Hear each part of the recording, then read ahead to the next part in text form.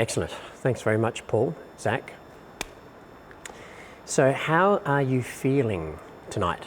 How are you feeling at the moment that you're watching this video? The 4 feelings that I categorize to keep it simple for myself are mad, sad, glad, and scared. Mad, sad, glad, scared. Let me just take it back a step. So the first principle of Kung Fu is the rule of 3. The 3 parts that make us whole: the mind, the body, the spirit, mental, physical, and emotional self. So to be present, all I need to do is to be aware of the thoughts that I'm thinking, what my body is doing, and equally importantly, how am I feeling at this point in time? Really important question. So in your next video, I'd like the 2 of you please to start off by talking straight down the barrel and just sharing with me how you're feeling at that moment. Me, right now, I'm feeling excited, which is scared, and glad, really glad. How are you feeling? Right, thanks very much for your video and for your patience. So there's a few things that I've written down. I've watched the video now 3 times over, and each time I watch it, I see something a little different.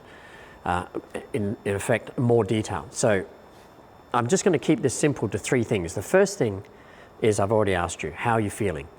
And before you reply with your next video, make sure that you check in with yourself, and I invite you also to do the same whenever you're going to train together. By sharing with each other how you're feeling, get clear, get present, and then go ahead and start working out.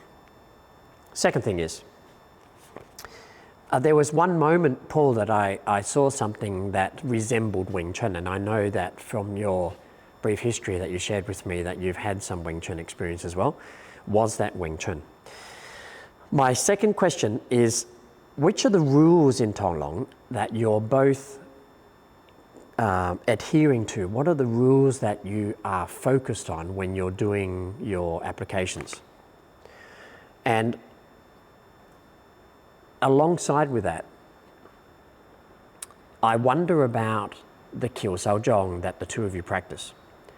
So the reason why I ask that is because what I'm noticing is that the 2 of you are very raised. So your center is very high. It's like you're coming straight at each other and your head's leading the way and your hands are delivering their techniques to their desired target, but it's like the whole body shifts forward as you do that and reaches out of you.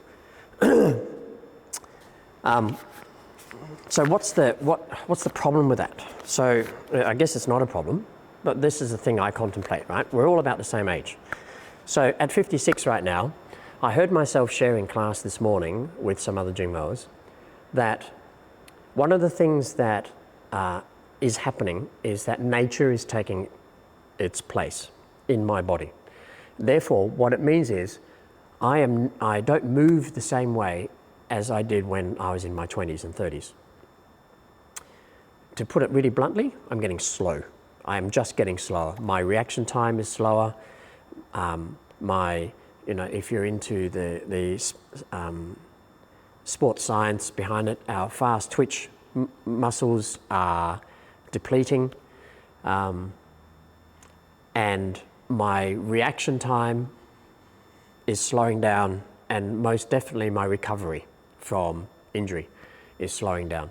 This is all very normal. It's very natural. It's like it's nature's way of completing the cycle.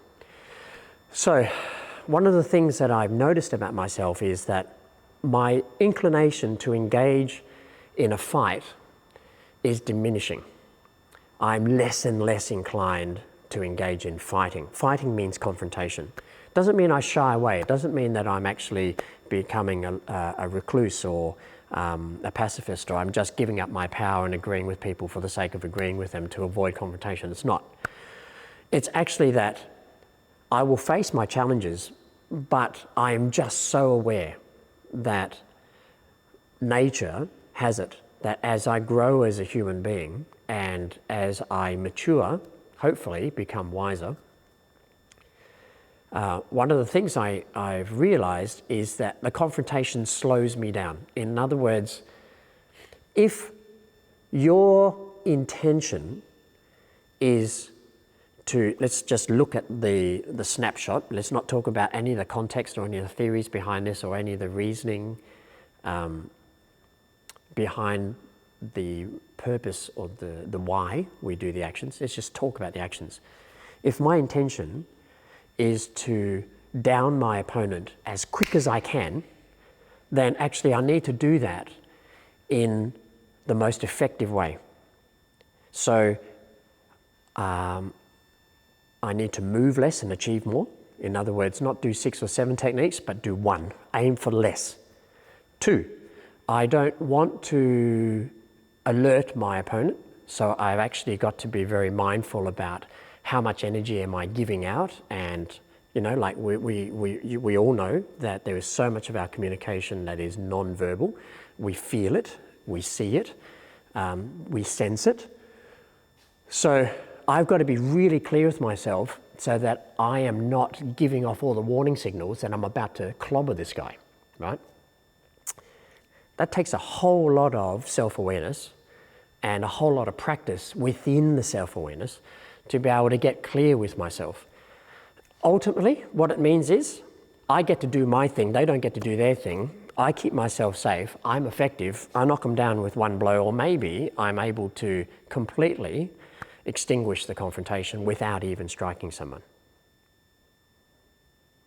Now, that's a pretty good situation to have.